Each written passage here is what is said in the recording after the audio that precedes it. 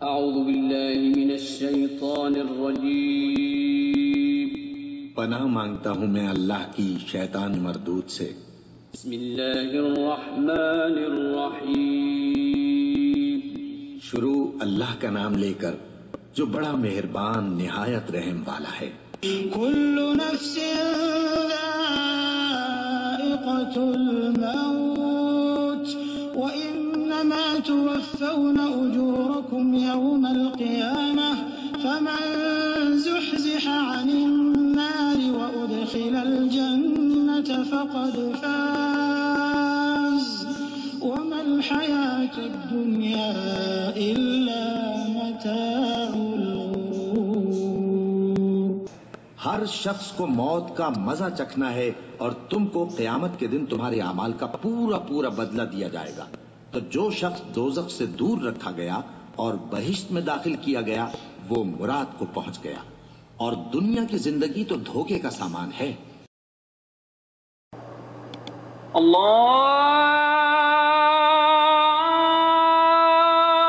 اکبر، اللہ اکبر، اللہ اکبر، اللہ اکبر، اشہد ان لا الہ الا اللہ،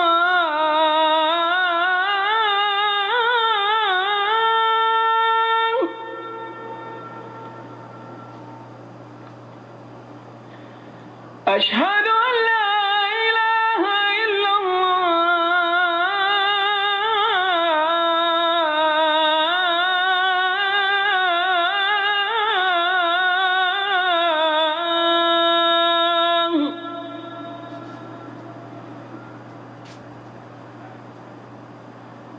اشہد ان محمد رسول اللہ،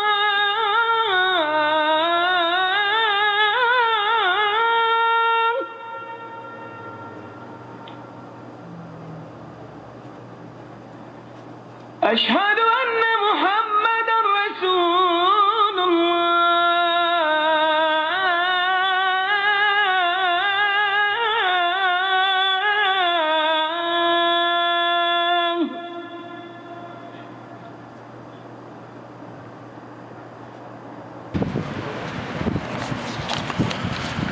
إن الحمد لله نحمده ونستعينه ونستغفره ونعوذ بالله من شرور أنفسنا ومن سيئات أعمالنا، من يهده الله فلا مضل له ومن يضلل فلا هادي له، وأشهد أن لا إله إلا الله وحده لا شريك له، وأشهد أن محمدا عبده ورسوله. أما بعد فإن خير الحديث كتاب الله، وخير الهدي هدي محمد صلى الله عليه وسلم، وشر الأمور محدثاتها، وكل محدثة بدعة، وكل بدعة ضلالة، وكل ضلالة في النار. رب اشرح لي صدري ويسر لي أمري واحلل عقدة من لساني يفقهوا قولي. رب أعوذ بك من همزات الشياطين وأعوذ بك رب أن يحضرون. أعوذ بالله السميع العليم من الشيطان الرجيم. كل نفس ذائقة الموت وإنما توفون أجوركم يوم القيامة فمن زحزح عن النار وأدخل الجنة فقد فاز وما الحياة الدنيا إلا متاع الغرور۔ اللہ رب العزت کا یہ نظام ہے کہ جو اس دنیا میں آیا ہے اسے جانا ہے، کسی کو دوام حاصل نہیں ہے۔ دوام اگر ہے تو وہ صرف اللہ تعالیٰ کی ذات گرامی کو ہے۔ کل من علیہا فان وَيَبْقَى وَجْهُ رَبِّكَ ذُو الْجَلَالِ وَالْإِكْرَامِ۔ اس کائنات میں جو بھی ہے وہ فانی ہے۔ کل من علیہا فان، فان اور فانی، ہمارے اردو میں فانی اور عربی میں فانن، ایک ہی معنی، ایک ہی مفہوم، ایک ہی بات کہ جو دنیا میں آیا ہے اسے جانا ہے، جو جیتا ہے اسے مرنا ہے۔ کل نفس ذائقۃ الموت، ہر جان سانس لینے والی ذی روح ہر چیز کو موت آنے والی ہے، اسے موت کو چکھنا ہے۔ الموت کاس کل شاربوہا، شاعر نے کہا کہ موت وہ پیالہ ہے جسے ہر کوئی پیے گا، کوئی ایسا نہیں ہے کہ وہ کہے کہ میں یہ جام نہیں پینا چاہتا۔ الموت کاس کل شاربوہا، اور یہی بات قرآن کریم میں اللہ رب العزت نے ارشاد فرمائی کل نفس ذائقۃ الموت، ہر کسی کو مرنا ہے، ہر کسی کو مرنا ہے۔ یہ ایک حقیقت ہے، اٹل حقیقت، جس سے کوئی شخص انکار نہیں کر سکتا۔ کوئی دنیا میں آیا اور دنیا میں آنکھیں کھولتے ہی جلد ہی فوت ہو گیا۔ کچھ بچے ایسے بھی ہیں کہ جو ڈلیوری کے دوران دنیا میں آئے، تھوڑی سی آواز نکلی، چیخ ماری اور ساتھ ہی اس دنیا سے رخصت ہو گئے۔ کچھ لوگ وہ ہیں کہ وہ بچپن گزار کر 2 سال 4 سال 6 سال اس کے بعد وہ فوت ہوتے ہیں۔ کوئی جوانی کے عالم میں فوت ہوتا ہے اور کوئی بڑھاپے تک جا کر اپنے وقت کو پورا کر کے دنیا سے رخصت ہوتا ہے۔ جس طرح گاڑی ہے، انسان کی زندگی گاڑی کے مسافر کی طرح ہے۔ گاڑی یہاں سے نکلتی ہے، آپ اس ملک میں رہتے ہیں، یہاں کی مثال لے لیں۔ سعودی عرب میں دمام سے ٹرین نکلتی ہے اور ریاض تک جاتی ہے۔ اس کے تو اسٹیشن ہی تھوڑے سے ہیں۔ دمام سے نکلی، اب کیک میں رکی، کچھ لوگ اب کیک میں اتر گئے۔ آگے چلی، حفوف میں جا کر رکی اور کچھ لوگ جو ہیں وہ حفوف میں جا کر اتر گئے، اور کچھ وہ لوگ ہیں جو ذرا لمبا سفر کرتے ہیں۔ سعودی عرب کی ٹرین ابھی 400 کلومیٹر کے قریب ہی ہے، وہ ریاض میں گئی، وہاں آخری سٹاپ آ گیا، بات ختم۔ وہاں ہر کسی کو بہر صورت گاڑی سے نکلنا ہے، اور پاکستان کی، انڈیا کی گاڑیاں آپ کو معلوم ہے 24 گھنٹے چلتی رہتی ہیں، تب جا کے آخری اسٹیشن آتا ہے۔ اس میں آپ اندازہ کر سکتے ہیں کہ کوئی بچپن میں اب کیک جا کے اتر گیا، کوئی تھوڑا لڑکپن میں جا کر حفوف اتر گیا، کوئی جوانی میں جا کر ریاض اتر گیا، اور کوئی تھوڑا اور آگے گیا۔ انشاءاللہ سعودی عرب میں بھی مکہ مکرمہ تک ٹرین جانے والی ہے۔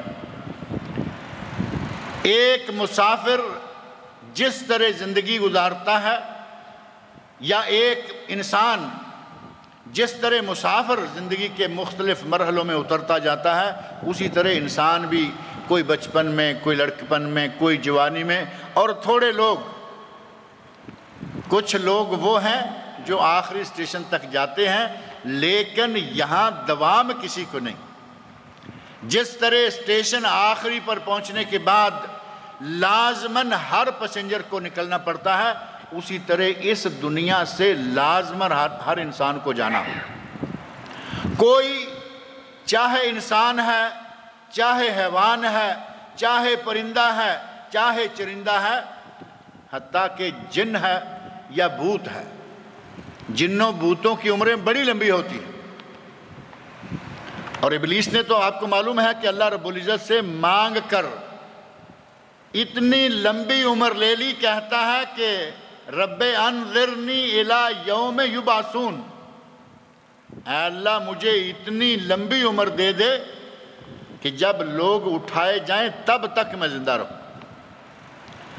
یعنی پوری زندگی اس دنیا کی، بنی نوع انسان کی پوری زندگی میں اس نے زندہ رہنے کا اللہ سے حق لے لیا۔ اللہ نے کہا جاؤ، اگر تم یہ سمجھتے ہو کہ میں لمبی زندگی مل جانے کے بعد بنی نوع انسان کو بہکاؤں گا، انہیں پھسلاؤں گا، تو یہ ذہن میں رکھو کہ میرے بندوں پر تیرا کبھی بھی حکم نہیں چلے گا۔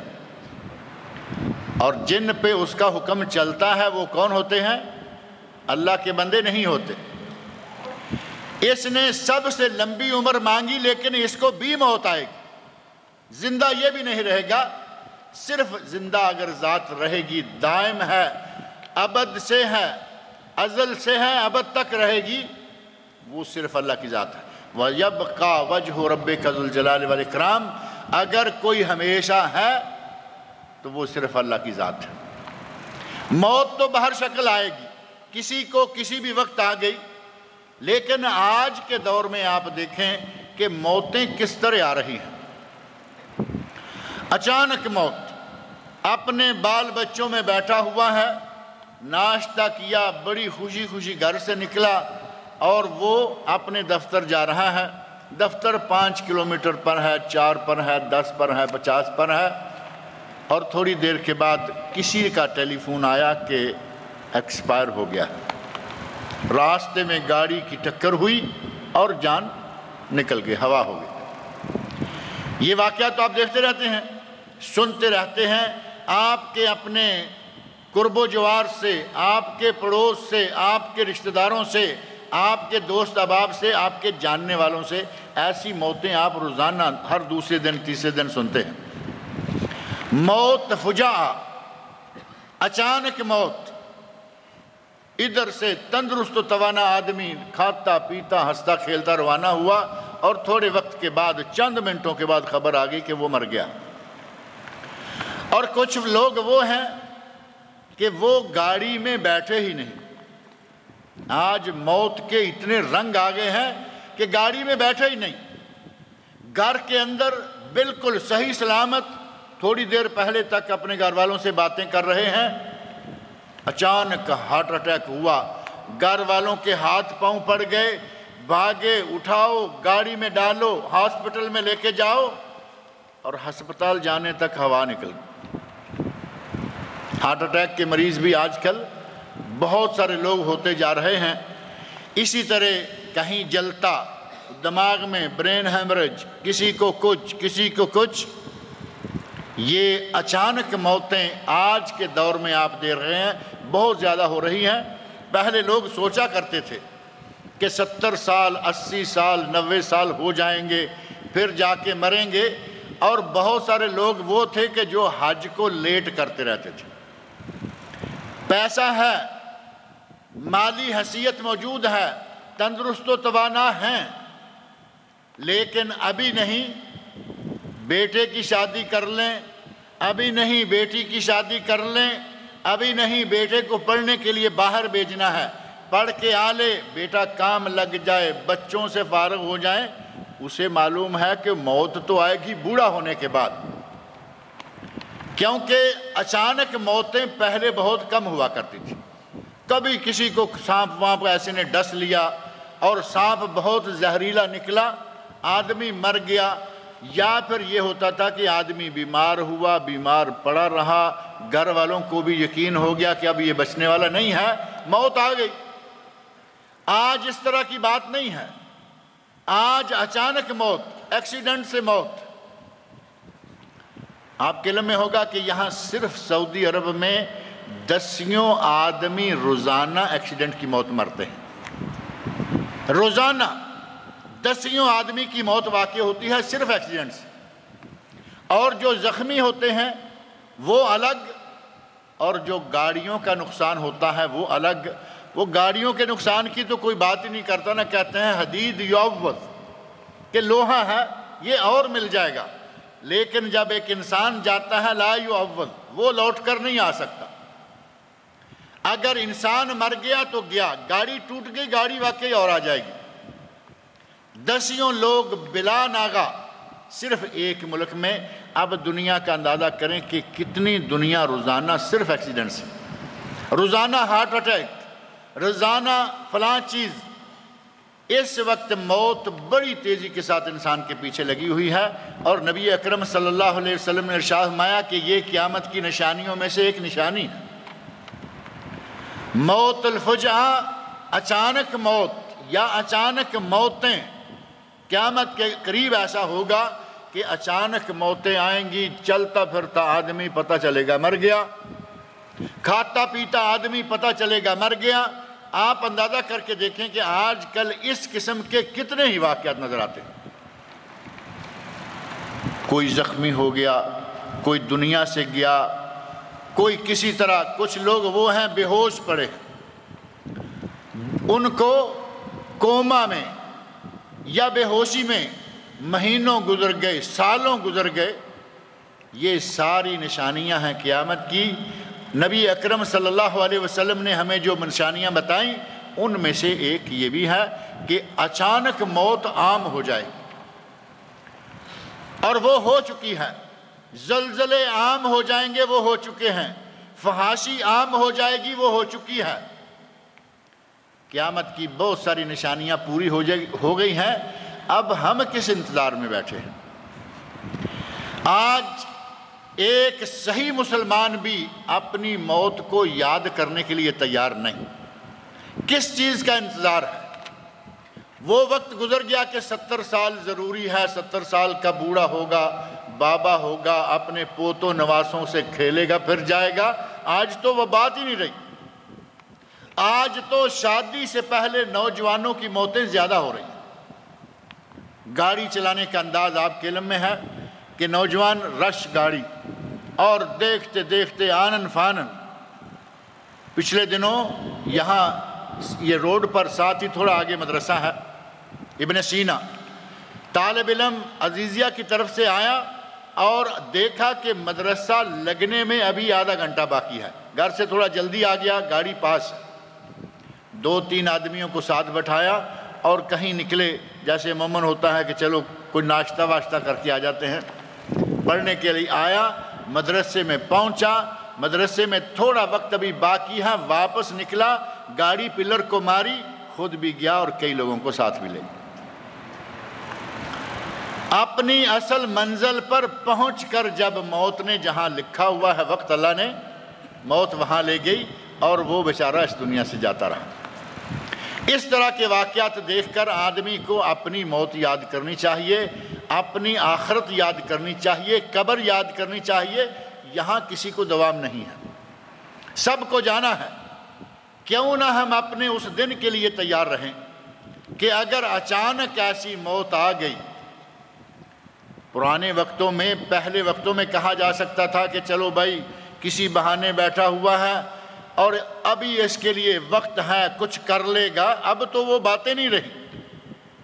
آج تو ہمیں ہر روز اپنی موت کے لیے تیار رہنا چاہیے کہ اگر موت آ گئی تو میں اپنے رب کو کیا جواب دوں گا۔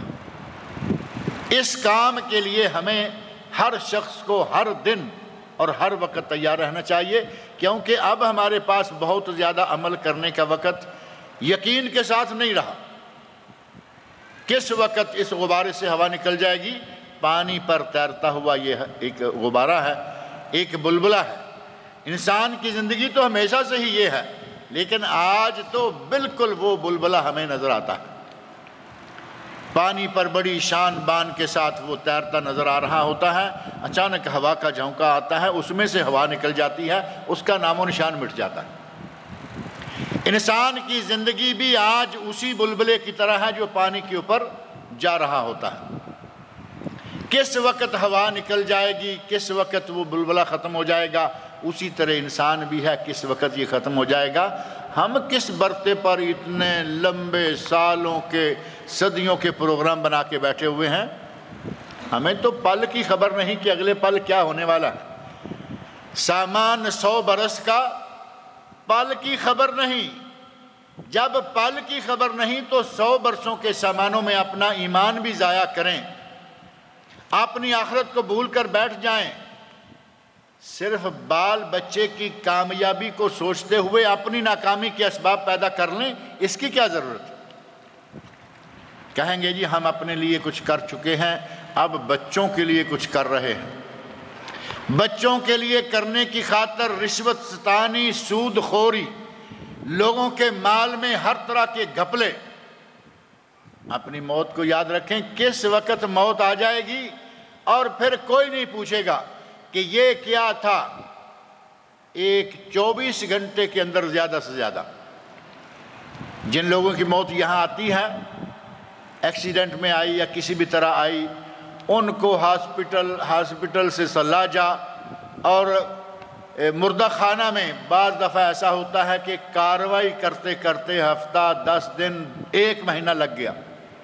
ڈیڈ بیڈی ملک لے کر جانا ہے، اس لیے اس کے کاغذات بنواتے بنواتے مہینہ بعض دفعہ لگ جاتا ہے، یہ مہینہ بھر قبر سے باہر ہے۔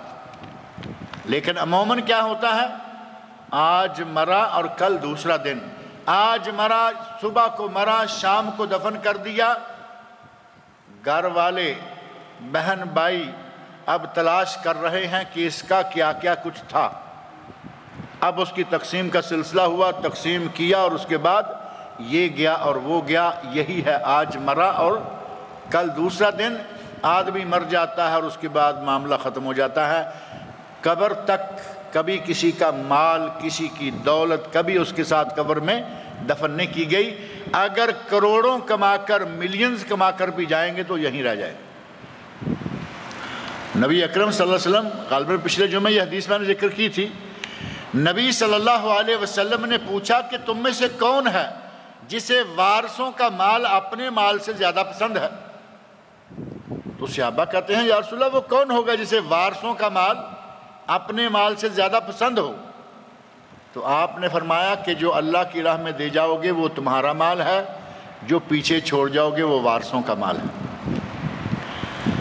ہم وارثوں کے مال کو زیادہ پسند کرتے ہیں، جبکہ صحابہ اکرام نے صاف فرمایا یا رسول اللہ اپنے مال کی بجائے وارثوں کا کون پسند کرے گا؟ نبی اکرم صلی اللہ علیہ وسلم نے ہمیں واضح طور پر بتا دیا کہ اگر کچھ خرچ کر لو گے، اللہ کی راہ میں بھیج لو گے، وہ تمہارا ہے۔ نبی صلی اللہ علیہ وسلم نے بکری ذبح کروائی، تقسیم کرنے کے لیے دی، بکری تقسیم ہو گئی، ایک دستی بچ گئی۔ گھر والوں نے دستی کو روک لیا، کیونکہ گھر والوں کو معلوم ہے کہ نبی صلی اللہ علیہ وسلم کو دستی کا گوشت بڑا پسند تھا۔ یہودی عورت نے بکری ذبح کی، نبی صلی اللہ علیہ وسلم کی دعوت کی، تو دستی میں زہر ملایا، کیونکہ اسے معلوم ہے کہ ان کا نبی دستی کا گوشت زیادہ پسند کرتا ہے، اسے زیادہ محبوب۔ گھر والوں نے دستی روک لی، باقی سارا گوشت تقسیم کر دیا۔ پوچھا کہ بکری کا کیا ہوا؟ تو بتایا کہ سارا گوشت چلا گیا ہے، دستی بچ گئی ہے۔ تو نبی صلی اللہ علیہ وسلم نے ارشاد فرمایا سارا بچ گیا ہے، صرف دستی رہ گئی۔ سارا ہی بچ گیا ہے، صرف دستی نہیں بچی۔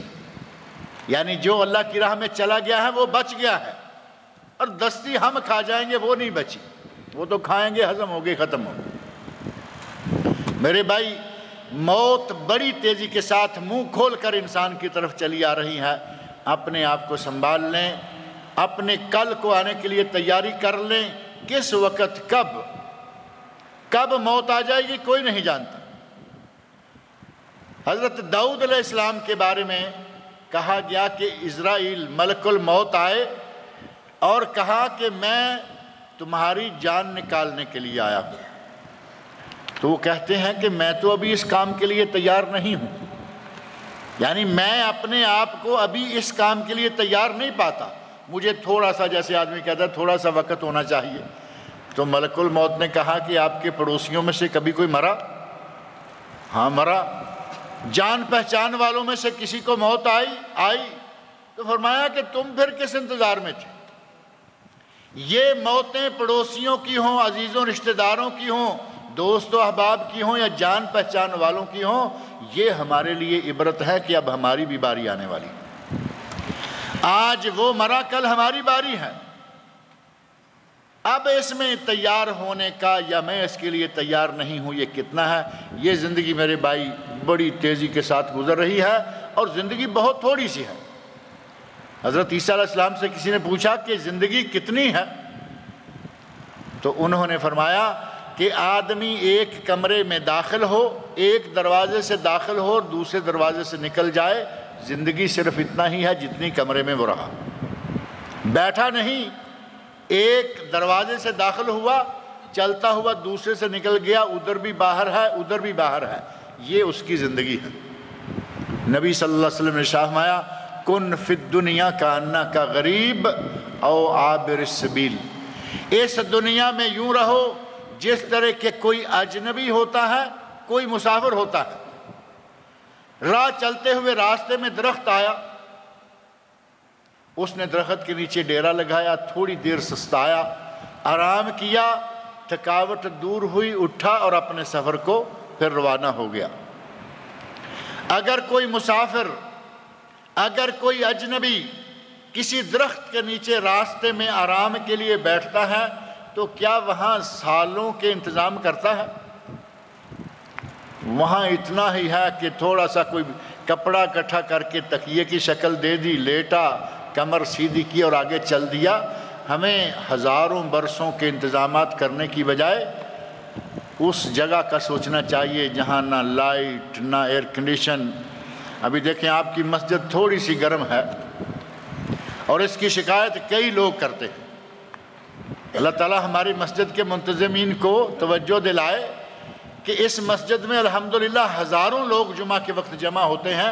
ایئر کنڈیشن کی کمزوری کے نتیجہ میں گرمی محسوس ہوتی ہے۔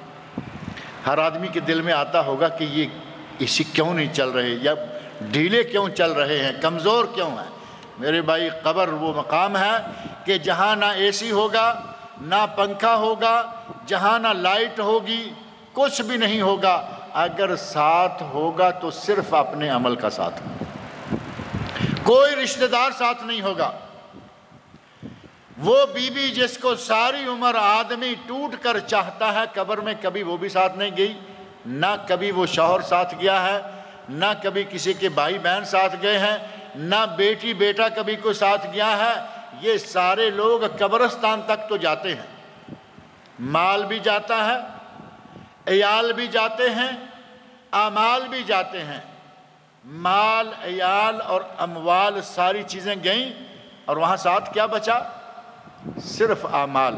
باقی سب لوٹ آتے ہیں، مال بھی واپس آ گیا اور عیال، دوست، احباب، رشتہ دار، پڑوسی، واقف، سب واپس۔ وہاں صرف اکیلے رہنا ہوگا۔ اس وقت کو ذہن میں رکھیں۔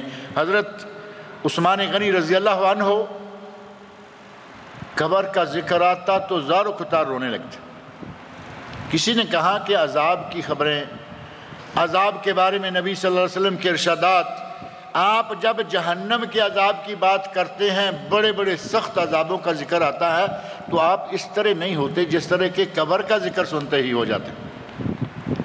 تو حضرت عثمان رضی اللہ عنہ فرماتے ہیں کہ جہنم میں اگر میں ڈالا گیا، اگر میں جہنم میں ڈالا گیا تو میرے ساتھ بہت سارے لوگ ہوں گے۔ آدمی سوچتا ہے کہ میں وہاں اکیلا تو نہیں ہوں گا، میرے ساتھ دوسرے بھی ہوں گے، لیکن قبر وہ مرحلہ ہے کہ میرے ساتھ کوئی نہیں ہوگا، میں صرف اکیلا ہوں گا۔ میں جب اس تصور کو اپنے ذہن میں لاتا ہوں تو مجھ پہ میرا اپنے آپ پر قابو نہیں رہتا۔ وہ وقت ہمارے آگے آ رہا ہے، اس وقت کے لیے ہمیں تیار رہنا چاہیے۔ اللہ رب العزت نے ہمیں یہ بتا دیا ہے کہ کوئی شخص ایسا نہیں ہے جو ہمیشہ رہے، بلکہ جو دنیا میں آیا ہے اسے مرنا ہے، اسے جانا ہے، اور جانے کے ساتھ ساتھ اسے اللہ کے یہاں جا کے جواب بھی دینا ہے۔ نبی اکرم صلی اللہ علیہ وسلم نے اور قرآن کریم نے ہمیں یہ واضح طور پر ہدایت دے دی ہے، کل نفس ذائقۃ الموت، ہر کسی کو مرنا ہے۔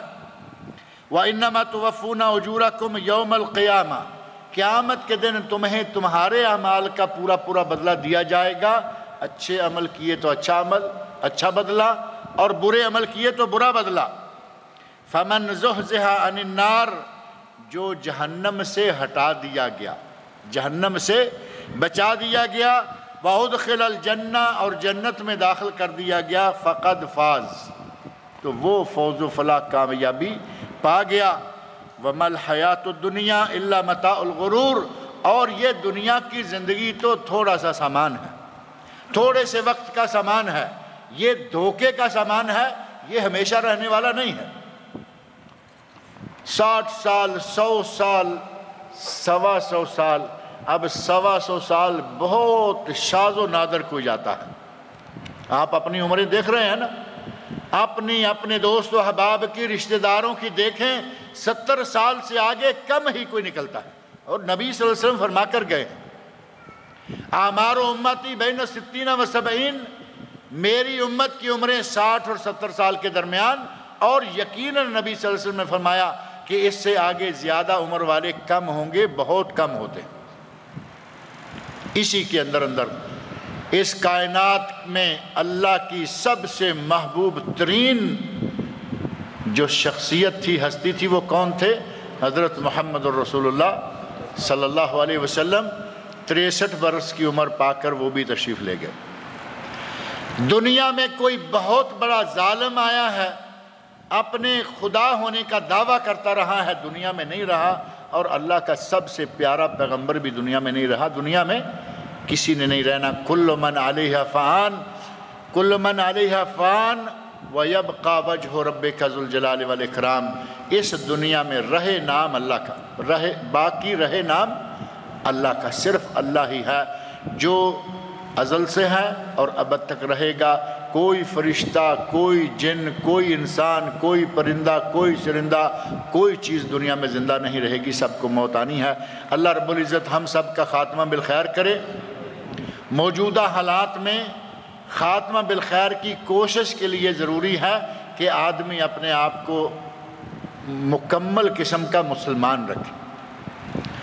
بعض اہل تقوی، اہل ورع، پرہیزگار لوگوں کے بارے میں واقعات بعض کتب تاریخ و سیر میں ملتے ہیں کہ انہیں اگر کہا جائے کہ آج آپ کی موت آنے والی ہے، اس وقت دوپہر ہے، اسے کہا جائے کہ شام کو تمہاری موت آ جائے گی، انہوں نے اپنی زندگی کا شیڈول اتنا بہترین بنا رکھا ہے کہ شام کو موت کی خبر ملنے کے باوجود ان کے شیڈول میں ذرہ برابر اضافہ نہیں ہوگا۔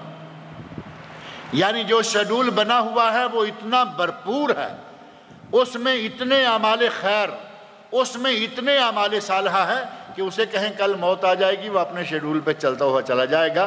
اسے معلوم ہے کہ اس سے بڑھ کر میں اور کچھ کر نہیں سکتا، تو کیا کروں گا۔ ہمیں بھی چاہیے کہ اس طرح کا زندگی کا شیڈول بنائیں کہ فرائض کی ادائیگی، نوافل کی ادائیگی، حقوق اللہ کی ادائیگی، حقوق العباد کی ادائیگی، کہ جب موت آ جائے ہمارے پلے کچھ نہ کچھ ہو، ہم یہ دل میں اطمینان رکھیں کہ اے اللہ جب تو ہمیں بلائے گا ہم تیرے حضور حاضر ہو جائیں گے۔ اس کے لیے دعا کرتے رہیں کہ اے اللہ ہمارا خاتمہ بالخیر ہو، اے اللہ ہمیں اچانک موت سے محفوظ رکھ، ہمیں مرتے ہوئے کلمہ نصیب فرما، اور ہمیں نیک عمل پر، ہماری موت آئے تو ایمان پر اور نیک عمل پر آئے۔ اللہ تعالیٰ مجھے اور آپ سب لوگوں کو نیک عمل کی توفیق عطا فرمائے۔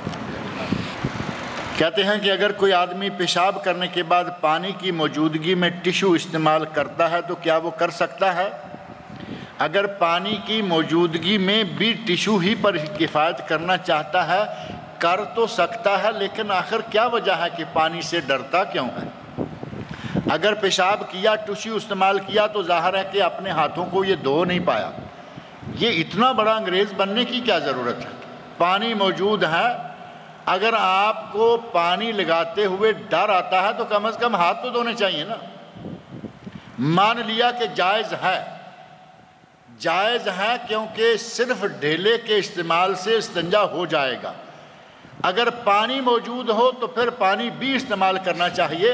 اہل قباء کی اللہ رب العزت نے بڑی تعریف فرمائی کہ وہاں کچھ ایسے لوگ ہیں یحبون ان یتطہروا، قباء میں وہ لوگ موجود ہیں جو پسند کرتے ہیں کہ وہ پاک باز رہیں۔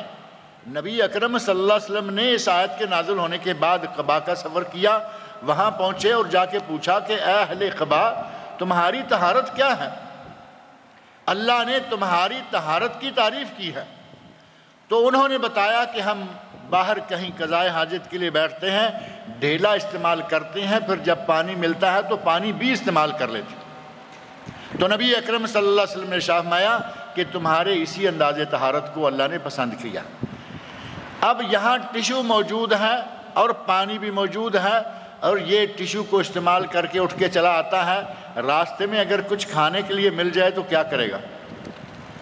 اب یہ یاد آئے گا کہ میں نے تو ابھی ہاتھ دھونے ہیں، تو میرے بھائی وہیں سے ہاتھ دھو کے نکلو، راستے میں جہاں اللہ کی نعمت ہاتھ میں آئے فوراً پکڑو، بسم اللہ پڑھو، کھاؤ۔ اب انتظار میں پڑو گے کہ پانی تلاش کروں، کہیں سے پانی ملے۔ اور اسی طرح آپ وہاں سے نکلے جہاں سے بھی نکل رہے ہیں، آفس میں، مکتب میں، گاڑی میں کوئی اچھا کاغذ پڑا ہوا ہے، دینی کاغذ ہے، اس کو ہاتھ لگاتے ہوئے اب آپ ڈریں گے، تو کیوں نہیں آپ ٹشو کی بجائے پانی استعمال کر دونوں کر لیا کریں، ٹشو کا شوق بھی پورا کر لیا کریں اور بعد میں پانی بھی استعمال کر لیں، انگریز کے انگریز اور مسلمان کے مسلمان۔ سجدہ شکر کیا ہے اور کیسے ادا کرنا چاہیے؟ سجدہ شکر یہ ہے کہ اگر کسی کو اللہ کی کسی نعمت کی خبر ملے، یہاں رہتا ہے، پچھلے دنوں اپنے ملک میں تھا، چھٹی گزار کے آیا، بعد میں خبر آئی کہ اللہ نے تمہیں بیٹا عطا کیا ہے، اللہ کی نعمت ہے یا نہیں؟ اگر کسی کو ایسی خبر ملے اور وہ اللہ کا شکر ادا کرنا چاہے تو فوری طور پر ایک سجدہ کر لے۔ سجدہ شکر صرف ایک ہی ہے، اللہ اکبر کہے، سجدہ کرے، اور اللہ اکبر کرے اور اٹھ جائے، یہ ہے سجدہ شکر۔ اور اگر 2 4 10 رکعتیں پڑھتا ہے، ساتھ ہی دعائیں مانگتا ہے، اللہ کی حمد و ثنا بیان کرتا ہے، تو یہ بہت ہی اچھا ہے۔ سجدہ تلاوت کے لیے کیا وضو شرط ہے؟ سجدہ تلاوت کے لیے وضو شرط تو نہیں ہے، لیکن وضو ہونا افضل ہے، جس طرح کہ تلاوت کے لیے بھی وضو شرط نہیں ہے۔ کچھ لوگوں کا کہنا ہے کہ وضو شرط ہے، اور قرآن کریم کی آیت لا یمسہ الا المطہرون وہ اس میں بطور دلیل پیش کرتے ہیں، جبکہ علماء کی دوسری بہت بڑی جماعت کا کہنا ہے کہ یہ آیت اس قرآن کریم کے بارے میں نہیں، اس قرآن کریم کے بارے میں ہے جو لوح محفوظ میں، اسے فرشتے ہیں جو چھونے والے ہیں وہ مطہرون ہیں، اور وضو شرط نہیں ہے، افضل ہے، بہتر ہے، ہونا چاہیے۔ لیکن اگر کسی کو اچانک بغیر وضو کے قرآن کریم پکڑنا اور پڑھنا پڑے تو یہ جائز ہے۔ اسی طرح اگر کسی کو اچانک قرآن کریم پڑھتے ہوئے سجدہ تلاوت آ گیا تو جب قرآن کریم بغیر وضو کے پڑھنا جائز ہے تو سجدہ تلاوت بھی جائز ہے، لیکن چونکہ تلاوت آئے گی، کلام اللہ آئے گا، سجدہ آئے گا، قرآن کریم کو باوضو ہو کر ہی پڑھنا چاہیے۔ اگر کوئی قرآن پڑھ رہا ہو اور وہ سجدہ کرے تو کیا ہم بھی سجدہ کریں؟ اگر آپ سن رہے ہیں، قرآن کریم کی طرف متوجہ ہیں، سن رہے ہیں، تو سننے والے کے لیے بھی سجدہ کرنا ضروری ہے۔ لیکن اگر آپ اپنے کام لگے ہوئے ہیں، کسی جگہ مصروف ہیں، دوسرا آدمی سجدہ کرتا ہے، آپ کو یہ تو معلوم ہوا کہ اس نے قرآن پڑھتے ہوئے سجدہ کیا ہے، لیکن آپ نے سنا نہیں، آپ کے لیے سجدہ کرنا ضروری نہیں۔ ویسے بھی سجدہ تلاوت فرض یا واجب نہیں، سنت ہے، کر لیں تو ثواب ہے، نہ کریں تو گناہ نہیں۔ ہم نے سعودی عرب کے بعض ائمہ کو دیکھا ہے کہ نماز کی حالت میں قرآن پڑھتے وقت روتے ہیں اللہ کے خوف سے، کیا اس کا نماز پر کوئی اثر تو نہیں پڑتا؟ نبی اکرم صلی اللہ علیہ وسلم جب نماز پڑھا کرتے تھے تو سجدے میں آپ اس انداز سے اتنا روتے کہ جس طرح ہنڈیا چولہے پر ابلتی ہے تو اس کے ابلنے کی آواز آتی ہے، اس طرح نبی اکرم صلی اللہ علیہ وسلم سجدے میں رویا کرتے تھے۔ اب ہنڈیا کی آواز سمجھتے ہیں نا آپ، کافی آواز ہوتی ہے، خاص طور پر جو آدمی پاس بیٹھا ہوا ہے۔ آج اگر سعودی عرب کا امام سپیکر میں قرآن پڑھتے ہوئے روئے گا تو وہ ہنڈیا کی آواز تو نہیں رہے گی نا، وہ تو پورا محلہ بھی سن لے گا، لیکن اس کی اپنی اصل آواز جو ہے وہ وہی ہے جو کہ تھوڑی سی ہوتی ہے۔ لہٰذا اللہ سے وہ کیفیت مانگیں کہ ہم بھی قرآن پڑھیں اور ہمیں بھی رونا آئے۔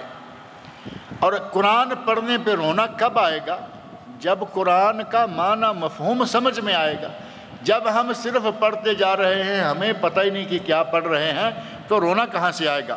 بچے کا ختنہ کرنا کیا فرض ہے یا سنت ہے؟ اگر کوئی نہ کرے تو کیا گناہ ہے؟ ختنہ کرنے کی عمر کیا ہے اور اس کا صحیح طریقہ کیا ہے؟ یہ ختنے کے سارے مسائل چھوٹی سی پرچی پر آگے ہیں۔ ختنہ سنت ہے، مسلمانوں کا شعار ہے، عرف عام ہے کہ ختنہ مسلمان کی نشانی ہے اور فطرت کے امور میں سے ہے، اور ختنے کی عمر کوئی نہیں ہے، بچپن میں کرائیں تو اچھا ہے۔ بچہ اگر 5 سال سے، جیسے عقیقے کا دن ہے، عقیقے کے دن ہی یہ کر دیں تو بچہ زیادہ حرکت نہیں کر سکتا، زخم جلدی خشک ہو جاتا ہے۔ اور اگر اس کا ذرا بڑے ہو کر کریں گے، بچہ حرکت شروع کر چکا ہے، تو وہ جتنی زیادہ حرکت کرے گا اپنے زخم کو وہ دکھاتا رہے گا، زخم دیر سے خشک ہوگا۔ اور اگر کسی کا کسی وجہ سے لیٹ ہو رہا ہے تو جب بھی کسی کا موقع بنے، صحت ساتھ دے، میڈیکلی اجازت ہو جائے تو عقیقہ اس کا ختنہ جو ہے وہ کر لینا چاہیے۔ منی، ودی اور مزی کے بارے میں کچھ تفصیل سے یہ کبھی الگ سے ملیے تفصیل سے بتائیں گے انشاءاللہ۔ غسل جنابت کا صحیح طریقہ کیا ہے؟ پہلے استنجا کیجئے، اور جو کوئی جسم پہ علائش لگی ہے صاف کیجئے، اس کے بعد وضو کیجئے۔ اگر پاؤں کے نیچے سے پانی بہہ رہا ہے تو پاؤں بھی دھو لیجئے، اور اگر نہیں بہہ رہا تو پاؤں بعد میں نکلنے سے پہلے دھو لیجئے۔ 3 مرتبہ سر پہ پانی ڈالیے، 3 چلو، اس کے بعد دائیں اور بائیں، اور اس کے بعد چاہے شاور کے نیچے آ جائیں یا پانی اپنے سارے جسم پر بہا لیں۔ مسنون طریقہ سے غسل کرنا، یہ غسل جنابت ہے۔ جمعہ کا غسل کیا لازم ہے یا سنت ہے؟ نبی صلی اللہ علیہ وسلم کا ارشاد ہے، غسل یوم الجمعۃ واجب علی کل محتلم، بالغ آدمی کو جمعہ کے دن کا غسل کرنا واجب ہے۔ لیکن اہل علم نے لکھا ہے کہ یہ واجب بمعنی ضروری ہے، فرض نہیں ہے۔ بہتر ہے، زیادہ اجر و ثواب ہے، افضل ہے کہ آدمی غسل کرے، لیکن اگر کسی کی طبیعت ذرا ناساز ہے، طبیعت ساتھ نہیں دے رہی، غسل نہیں کر پاتا، تو انشاءاللہ وہ گناہ گار نہیں ہوگا۔ لیکن غسل کرنا ہی چاہیے، کم از کم 8 دنوں میں تو پسینے کو اتار کے مسجد میں آ جائیں۔ آپ یہاں مسجد دیکھتے ہیں الحمدللہ ہزاروں لوگوں سے بھری ہوئی ہوتی، اگر ہر آدمی اسی طرح اٹھ کے مسجد میں بھاگا چلا آئے، غسل نہ کرے، کل کا پسینہ بھی، پرسوں کا پسینہ بھی بنیانوں میں موجود ہے، کرتے میں موجود ہے، تو مسجد کا کیا حال ہوگا؟ خاص طور پر جن مسجدوں میں ہمارے پاکستانی انڈین لوگ زیادہ نماز پڑھتے ہیں، آپ نے اندازہ کیا ہوگا کہ وہاں پسینے کا آتے جاتے پتہ چلتا ہے مسجد میں کہ ہمارے بھائی نماز کے لیے آئے ہوئے ہیں۔ عربوں کے یہاں صفائی ستھرائی کا رواج جو ہے وہ ہماری نسبت بہت زیادہ ہے۔ روزانہ کپڑا بدلنا، روزانہ پاجامہ بنیان چینج کرنا، روزانہ توپ چینج کرنا۔ اب اگر روزانہ نہیں تو کم از کم 8 دن میں 1 مرتبہ تو غسل کر لینا چاہیے۔ واجب نہ صحیح، ضروری صحیح، جبکہ حدیث کے لفظ ہیں غسل یوم الجمعۃ واجب علی کل مسلم۔ لیکن ایک دوسری حدیث کی وجہ سے اہل علم نے کہا کہ اگر کوئی غسل کر لے تو فابہا، اور اگر نہ کرے تو وہ گناہ گار نہیں ہے۔ کیا سر میں تیل اور داڑھی میں تیل لگانا سنت سے ثابت ہے؟ نبی اکرم صلی اللہ علیہ وسلم اتنا تیل لگایا کرتے تھے کہ آپ کی ٹوپی یوں لگتی کہ جیسے کسی تیلی کا کپڑا ہے۔ یہ شمائل میں بات، کتب حدیث میں بات موجود ہے کہ آپ سر کو اتنا تیل لگاتے، پھر ظاہر ہے کہ ٹوپی پہنتے، اوپر امامہ باندھتے، ٹوپی تیل سے اس طرح اٹی ہوئی ہوتی کہ جیسے تیلی تیل نکالنے والا ہاتھ میں کپڑا رکھتا ہے، اپنے کولو کو موقع بموقع صاف کرتا ہے تو وہ تیل سے اٹا ہوا ہوتا ہے۔ نبی صلی اللہ علیہ وسلم اتنا تیل استعمال کیا کرتے تھے، لہذا تیل لگا لیا کریں۔ آج کل تیل نہیں لگاتے، کریم لگاتے ہیں۔ تیل بھی مختلف قسم کے ٹانک نکل آئے ہیں، وہ تیل نہیں ہوتے، ٹانک۔ کچھ بھی لگائیے، کوئی حرج نہیں ہے، اور داڑھی کو بھی لگائیے۔ نبی صلی اللہ علیہ وسلم کا ارشاد ہے، من کان لہ شعر فلیکرمھا، یا من کان لہ شعر فلیکرم شعرہ، جس نے بال رکھے ہوئے ہیں وہ بالوں کی عزت کرے۔ بالوں کی عزت کیا ہے؟ سر کے بال رکھے ہوئے ہیں، شیمپو لگائیے، صابن لگائیے، تیل لگائیے، کریم لگائیے۔ برل کریم سے بچیے، اس کے بارے میں کہا گیا ہے کہ اس میں کچھ گڑبڑ ہے۔ اسی طرح اور کریمیں بہت ہیں۔ اور داڑھی رکھی ہوئی ہو تو یہ بھی تو بال ہے نا۔ من کان لہو شعر، داڑھی کو بھی شیمپو صابن لگا کے، تیل ویل لگا کے، کریم لگا کے رکھا کیجئے۔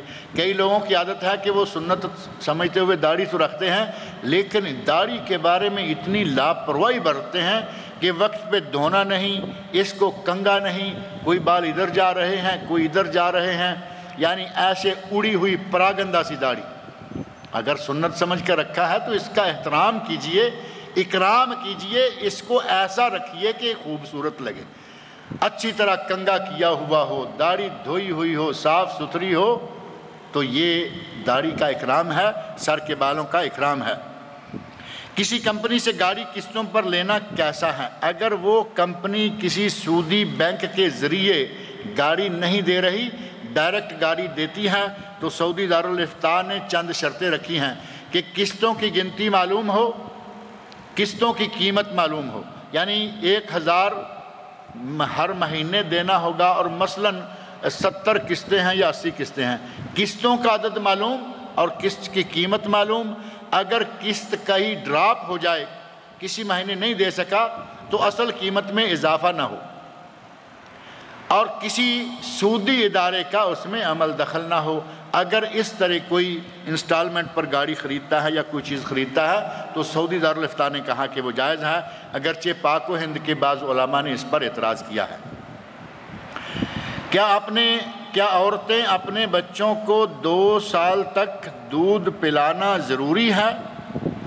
بعض عورتیں 7-8 مہینے پلاتی ہیں اور چھوڑ دیتی ہیں اپنی کمزوری کی وجہ سے، تو بعض عورتیں بالکل ہی نہیں پلاتی۔ اب کمزوری کی وجہ بھی نہیں ہوتی، اس میں کئی اور وجہ ہوتی ہیں۔ یورپ والوں نے ہمیں بتا رکھا ہے کہ دودھ پلانے سے عورت کے فگر خراب ہو جاتے ہیں، دودھ پلانے سے عورت یہ ہوتا ہے وہ ہوتا ہے۔ کوئی نہ پلانا چاہے تو اس کی مرضی، لیکن اللہ رب العزت نے قرآن کریم میں فرمایا ہے کہ جو عورت اور مرد میاں بیوی اپنے بچے کی رضاعت مکمل کروانا چاہیں، یرضعن اولادہن حولین کاملین، وہ عورتیں اپنے بچوں کو 2 سال تک دودھ پلائیں۔ یہ مکمل رضاعت ہے، لیکن یہ فرض نہیں ہے کہ عورت ضرور ہی 2 سال پورے کرے۔ جب تک پلائے اور جب کسی کے جھانسے میں آئے چھوڑ دے، یا 2 سال کے بعد چھوڑ، کیونکہ 2-4 مہینے دودھ پلا لیا تو ساتھ کسی سہیلی نے کہا کہ کیا اب تم مسلسل پیاتی رہو گی اور یہ ہو جائے گا اور وہ ہو جائے گا، وہ وہیں سٹاپ کر لیتی ہیں۔ بہرحال جتنا بھی کوئی پلائے 2 سال قرآن کریم نے آخری حد مقرر فرمائی ہے۔ فرض نماز کے بعد سنت نماز کے لیے جگہ تبدیل کرنے یا نہ کرنے کے بارے میں نبی اکرم صلی اللہ علیہ وسلم نے ارشاد فرمایا ہے کہ جہاں فرض پڑھیں ہو سکے تو اس جگہ سے تھوڑا ہٹ کر آگے پیچھے دائیں بائیں ہو کر دوسری جگہ نفل یا سنتیں پڑھیں، اور اگر کوئی دائیں بائیں آگے پیچھے ہٹنے کی جگہ نہیں پاتا تو کم از کم سلام پھیرنے کے بعد کچھ دیر ذکر اذکار میں بیٹھے رہیں۔ پھر بھی دیکھا کہ دائیں بائیں جگہ نہیں بن رہی، پھر وہاں اٹھ کے پڑھ لیں۔ یہ نہ ہو کہ ادھر سلام پھیرا اور جٹ سے اٹھ کے سنتے شروع کر دیں، یہ طریقہ کار جائز نہیں ہے۔ اور کئی لوگ ایسے ہیں یہاں مسجد میں آپ دیکھتے ہیں، ہمارے بعض پاکستانی انڈین بھی ہوتے ہیں، کبھی کوئی مصری ہوتا ہے کبھی کوئی اور ہوتا ہے، ادھر سلام پھیرا فوراً پہلی صف میں کھڑے ہو گئے، لوگوں کو دھکے مارتے دائیں بائیں کرتے باہر کو بھاگ رہے ہیں۔ پیچھے کوئی کہیں آگ لگی ہوئی ہے کہ اتنی جلدی؟ پہلا شوق یہ ہے کہ پہلی صف میں آنا ہے، بڑا اچھا شوق ہے، پہلی صف میں آنا بڑا اجر و ثواب ہے، اس کی توجہ کرنا بہت اچھا ہے۔ لیکن اب کیا ہے کہ اتنا سلام پھیرتے ہی ایسے اٹھے کہ جیسے اس جگہ کچھ تھا۔ آرام سے 2 رکعتیں 4 رکعتیں پڑھ لیں، لوگوں کو تھوڑا راستہ بنانے دیں، پھر آرام سے نکل جائیں۔ بہرحال ہمارے لوگوں کی عجیب سی حالت ہوتی ہے، نماز پڑھیں تھوڑا سا وقت وہاں ذکر اذکار پہ لگائیں، پھر اٹھ کے سنتے پڑھیں، اور بہتر یہ ہے کہ جگہ بدل لیں۔ نماز کے اندر جماعت میں 2 آدمیوں کے درمیان اور آدمی کے اپنے پاؤں کے درمیان کتنا فاصلہ ہونا چاہیے؟ اب 2 آدمیوں کے درمیان بھی فاصلہ مانگ رہے ہیں، جبکہ نبی صلی اللہ علیہ وسلم نے اپنے دائیں اور بائیں والے آدمی کے ساتھ پاؤں ملا کر کھڑے ہونے کا حکم دیا ہے۔ الزاق القدم بالقدم والمنکب بالمنکب، اور کعب بالکعب بھی صحیح بخاری میں الفاظ ہیں، لیکن اصل یہ ہے کہ کندھے سے کندھا ملا ہوا ہو، پاؤں سے پاؤں ملا ہوا ہو، یہ 2 آدمیوں کا۔ اور درمیان میں ظاہر ہے کہ ان کندھوں سے زیادہ، جتنے آدمی کی اپنی چھاتی چوڑی ہے اس سے زیادہ پاؤں پھیلائے گا تو عجیب سا نہیں لگے گا۔ اب کبھی ایسا ہوتا ہے کہ جماعت میں کھڑے ہیں، آپ اگر دونوں سے پاؤں ملاتے ہیں تو آپ اپنے پاؤں چادر سے باہر نکل جائیں گے۔ کہتے ہیں کہ کپڑا دیکھ کر چادر دیکھ کر پاؤں پھیلانا چاہیے۔ اب چادر سے پاؤں باہر نکلتے نظر آئیں تو جو امام کی طرف آدمی ہے اس کے ساتھ اپنا پاؤں ملا لیں اور اپنی مقدار کے برابر رکھیں۔ دوسرے آدمی کی ذمہ داری ہے کہ وہ آپ کے ساتھ آ کے لگ جائے۔ لیکن اگر معمولی کمی بیشی کرنے سے دونوں طرف پاؤں ملتے ہیں تو دونوں طرف پاؤں ملا کے رکھنا چاہیے، اور اپنے پاؤں کے اندر اتنی ہی جگہ رکھنی چاہیے جتنی کہ زیادہ سے زیادہ آدمی کا اپنا جسم ہے۔ جمعہ کے دن اکثر دیکھا گیا ہے کہ مسجد میں جلد آنے والے لوگوں میں چند ایک سیٹ کے ساتھ ٹیک لگا کر سو جاتے ہیں، سیٹ کے ساتھ پلروں کے ساتھ ٹیک لگا کے سوئے ہوئے ہوتے ہیں، اقامت سے ہڑبڑا کے اٹھتے ہیں اور پھر آگے کو بھاگتے ہیں کہ کہیں خالی جگہ مل جائے۔ جو آدمی سو جائے اس کا وضو ٹوٹ جاتا ہے، اس کو ساتھ والے کو چاہیے کہ تھوڑا سا، ہمارے ساتھ والے بھی کہتے ہیں کہ سوتا ہے تو سوتا رہے، ہمیں بھائی تھوڑا سا تعاون کرنا چاہیے، آدمی سو جائے اسے تھوڑا ہلا دیں تاکہ کم از کم وہ اس نیند میں تو نہ چلا جائے جس میں وضو ٹوٹ جاتا ہے۔ جیسے دیکھیں کہ آدمی جھومنے لگا ہے، تھوڑا سا اس کو ٹچ کر دیں تاکہ وہ ہوش میں آ جائے، اور اگر کسی کو دیکھا کہ بالکل سو چکا ہے تو اس کو ذرا جھنجھوڑ دیں تاکہ وہ اٹھ جائے، اور جو سو کر اٹھے اسے چاہیے کہ آگے کی بجائے پیچھے کو جائے، ٹوٹیاں لگی ہوئی ہیں وہاں وضو کر کے آئے، بغیر وضو کے نماز پڑھے گا تو اس کی نماز ہی نہیں ہوگی، چہ جائے کہ اسے کوئی اور بھی یہاں ثواب ملے۔ اور خطبہ کے بعد اسی طرح نماز پڑھ لیتے ہیں، یعنی ان کا وضو ٹوٹ جاتا ہے، جو سوئے ہوئے ہوتے ہیں انہیں چاہیے کہ وضو کر کے نماز پڑھیں۔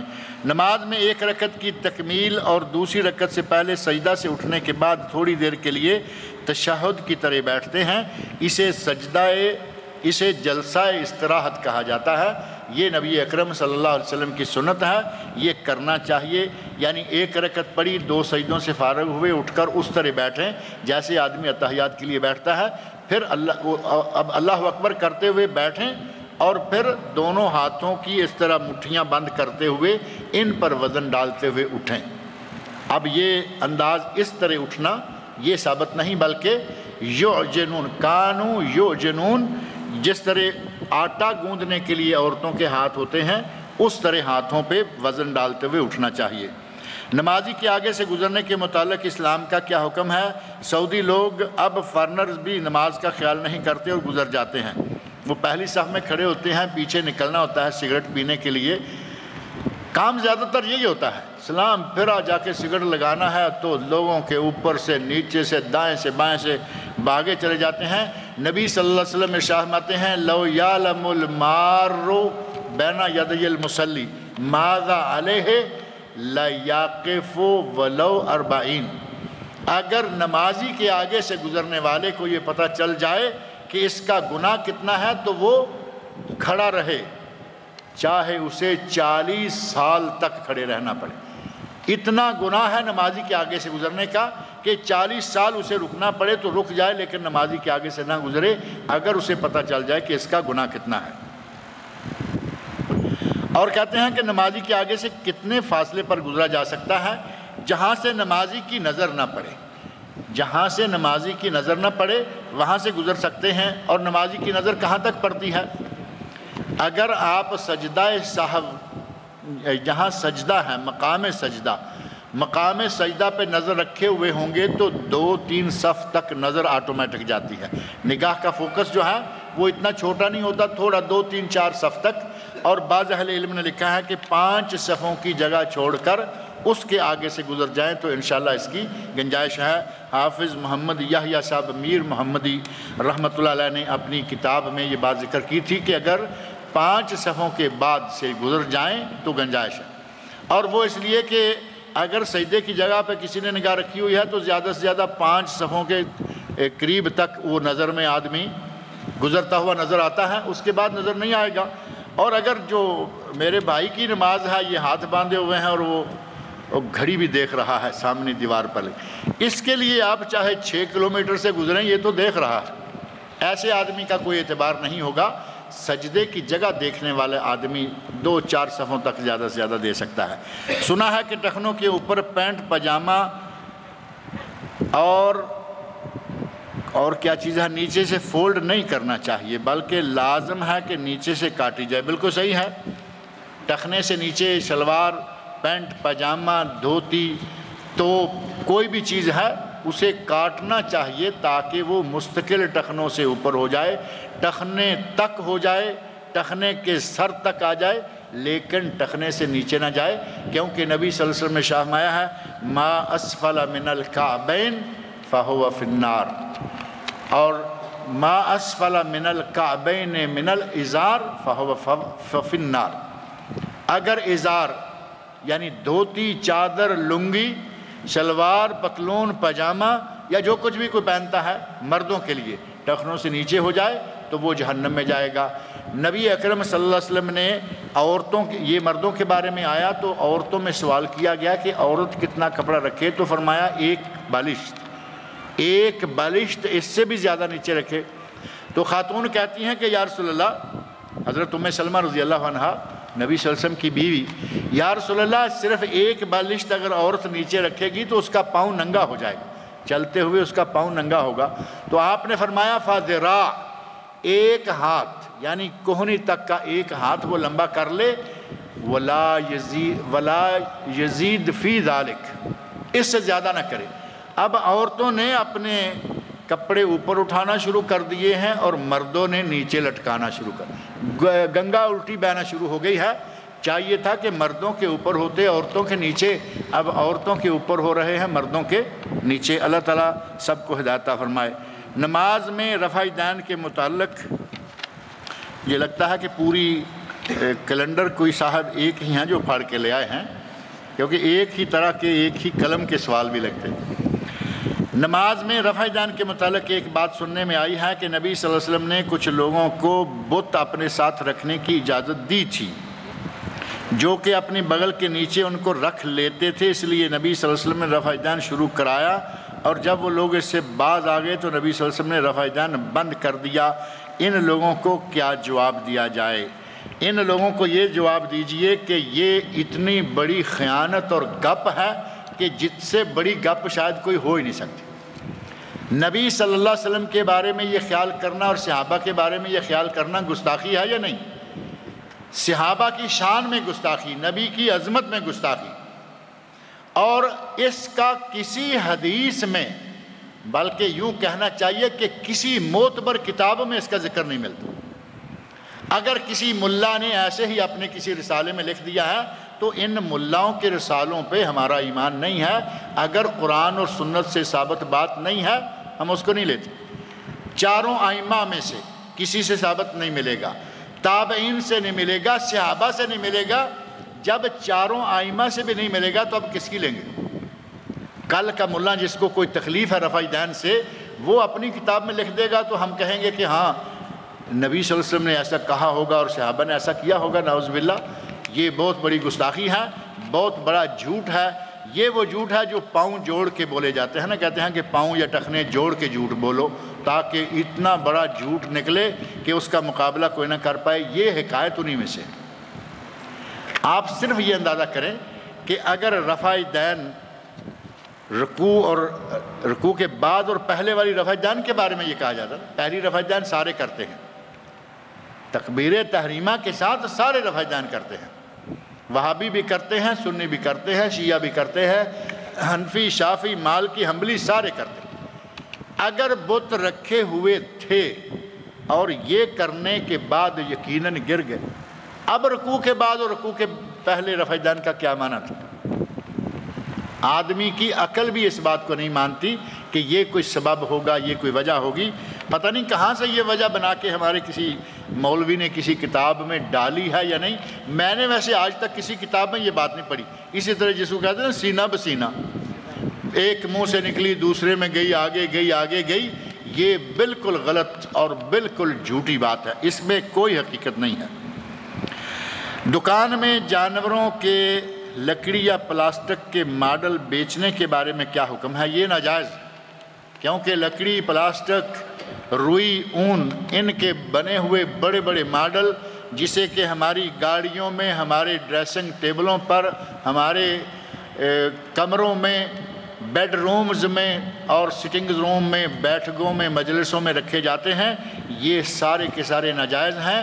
البتہ اگر کوئی ایسی چیز ہے کہ صرف بچوں کے کھیلنے کے لیے ہے، بچوں کے کھیلنے کے لیے ہے، تو گڑیا کے ساتھ اور لڑکیوں کا کھیلنا ثابت ہے.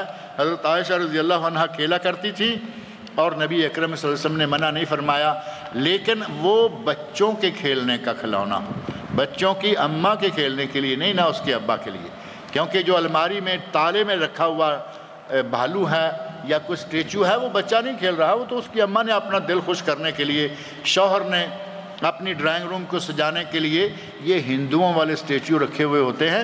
یہ بالکل ناجائز ہیں، اور اگر کوئی اس کا کاروبار کرتا ہے تو اس کی کمائی بھی حلال نہیں ہوگی، کیونکہ یہ بت بیچنا اور اس طرح کی چیزیں بیچنا جائز نہیں ہے.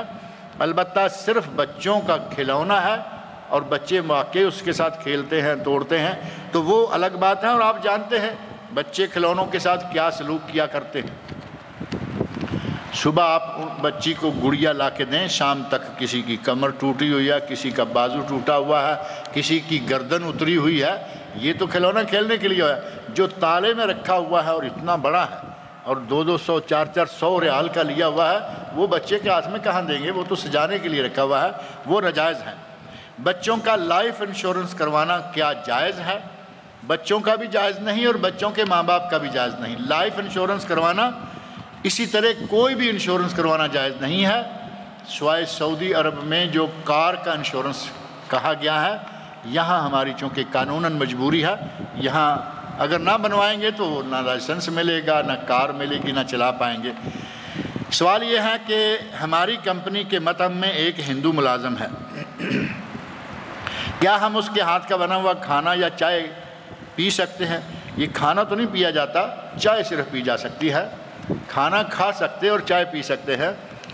اگر آپ کی کمپنی والوں نے آپ کے کہنے کے باوجود اس کو نہیں ہٹایا، مسلمان باورچی نہیں لائے، اس باورچی کے بارے میں آپ جانتے ہیں کہ کچن میں نہ وہ شراب پیتا ہے، نہ کچن کے برتنوں میں خنزیر لا کے پکاتا اور کھاتا کھلاتا ہے، اور صاف ستھرا آدمی ہے، اس کے ہاتھ کا پکا ہوا آپ کھانا کھا لیں گے تو انشاءاللہ کوئی حرج نہیں، پانی پی لیں گے تو کوئی حرج نہیں ہے۔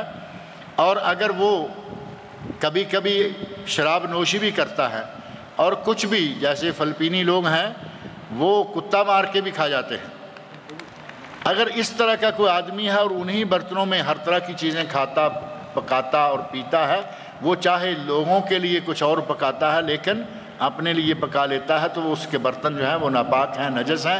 ایسے آدمی کے ہاتھ کا پکا ہوا بھی نہیں کھانا چاہیے۔ کمپنی والوں کو کہیں کہ ہمیں مسلمان کوک لا کے دیں، اور اگر وہ نہیں مانتے، اس آدمی کے بارے میں اگر کوئی شکایت ایسی ہو تو وہ شکایت کریں کہ یہ اس طرح کی چیزیں پکاتا اور کھاتا ہے اور ہمیں بھی انہی برتنوں میں کھلا دیتا ہے۔ یقیناً کمپنی والے بھی سمجھیں گے اور اللہ تعالیٰ آپ کی یہ مشکل بھی آسان کر دے گا۔ اگر کوئی آدمی جنبی ہو جائے اور بالٹی میں پانی بھر کر بہائے، اگر نہاتے وقت پانی کے پتہ نہیں چھینٹے ہوگا، صاف کپڑے پر پڑ جائے اور پانی ناپاک ہو جائے تو کیا پانی ناپاک ہو جائے گا؟ اس طرح جنابت کی حالت میں کہتے ہیں ہاتھ اگر غسل سے پہلے بالٹی میں ڈال دے تو پانی ناپاک ہو جاتا ہے۔ صحیح بات یہی ہے کہ اگر بالٹی ہے تو پہلے اس بالٹی سے کسی برتن میں پانی نکال کر ہاتھ پر ڈالیں اور ڈائریکٹ برتن سے پانی لے کے اپنے ہاتھوں کو نہ دھوئیں۔ رہا یہ معاملہ کہ ساتھ میں کپڑے لٹکے ہوئے تھے، آپ نہا رہے تھے اور کوئی چھینٹا کپڑوں پہ پڑا، کپڑے انشاءاللہ پاک رہیں گے، ان پہ اس طرح کی کوئی نجاست نہیں آئے گی۔ کوئی ایسی حدیث بتائیے، کوئی ایسی حدیث ہے کہ اگر مرد نمازی کے آگے سے عورت گزر جائے تو اس کی نماز ٹوٹ جاتی ہے؟ کیا اپنی بیوی اور بیٹی بھی، کیا ایسا عورت کے لیے بھی ہے اگر اس کے سامنے سے مرد گزر جائے تو اس کی نماز ٹوٹ جاتی ہے؟ ایک حدیث میں آتا ہے کہ اگر نمازی کے آگے سے کتا، گدھا اور عورت گزر جائے تو اس کی نماز ٹوٹ جاتی ہے۔ ام المومنین حضرت عائشہ صدیقہ رضی اللہ عنہا کو پتہ چلا تو انہوں نے کہا کہ کتنے تم ہمارے بارے میں برے خیال رکھتے ہو، ہمیں کتے اور گدھے کے ساتھ ملا دیا ہے۔ کتے، گدھے اور عورت، نماز نہیں ٹوٹتی لیکن ان چیزوں کے آگے سے گزرنے سے نمازی کے خشوع میں فرق پڑتا ہے۔ اب مثال کے طور پر لکھا ہے کہ اگر بیوی ہو، نماز آدمی پڑھ رہا ہے اور بیوی آگے سے گزر جائے اور نمازی وہ ہو جو سامنے گھڑی بھی دیکھتا رہتا ہے، تو ظاہر ہے کہ بیوی جب سامنے سے گزرے گی تو یہ تو بیوی کو نظر بھر کے دیکھ لے گا کیونکہ اس کی تو بیوی بھی اپنی ہے۔ نماز کے اندر اس کا اپنی بیوی کو اس انداز سے دیکھ لینا، نماز میں فرق آئے گا یا نہیں؟ اسی طرح اسی لیے عورت کا ذکر بھی آیا کہ عورت اور جانور، کتے کے بارے میں نبی صلی اللہ علیہ وسلم کا ارشاد ہے کہ کتوں میں سے ایک کتا وہ ہے جو شیطان ہے، کالا کتا شیطان ہے، اور شیطان آگے سے گزرا تو بھی نماز میں فرق آئے گا۔ اور گدھا ہے تو اس کی بھی حالت کچھ اس طرح کی ہے، نماز ٹوٹتی یا ختم نہیں ہوتی، خشوع خضوع میں فرق آ جاتا ہے، ثواب کم ہو جاتا ہے۔ اللہ تعالیٰ مجھے اور آپ سب لوگوں کو نیک